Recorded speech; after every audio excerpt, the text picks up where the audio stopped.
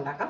അതിനുവേണ്ടി 2 table spoon വെളിച്ചെണ്ണ, ഇതിലേക്ക് കുറച്ച് കടുക്, ഒരു 25 ചെറിയ ഉള്ളിയുണ്ട്, കറിവേപ്പില, ഒരു പീസ് ഇഞ്ചി, 4 പച്ചമുളക്, പിന്നെ ചെറിയ ഉണ്ട വെളുത്തുള്ളി, ഇതെല്ലാം ചേർക്കാം. ഇനിയും വെച്ചിട്ട് 1/4 ടീസ്പൂൺ മഞ്ഞൾപ്പൊടി, മല്ലിപ്പൊടി ഒരു 1.5 ടേബിൾ സ്പൂൺ, കുരുമുളക് പൊടി ഒരു 1/2 ടീസ്പൂൺ കുരുമുളക് പൊടി ഇട്ട് തക്കാളി അരിഞ്ഞത് അത് ചേർക്കാം. പുളി ഒരു 3 പുളിയാണെങ്കിൽ ഒന്ന് തിളപ്പിച്ചത് അത് ഇതിലൊഴിക്കാം. ഇത് തേങ്ങയുടെ 2ാം പാല, ഒരു ഗ്ലാസ് 2ാം പാലുണ്ട്, അത് ഒഴിക്കാം. ഉപ്പിടാം. 7 മത്തിയുണ്ട്, അതിടാം ഇതിൽ. ഇതൊന്ന് അടച്ച് നന്നായിട്ടൊന്ന് തിളക്കട്ടെ. ഒന്ന് തിളച്ചിട്ടുണ്ട്.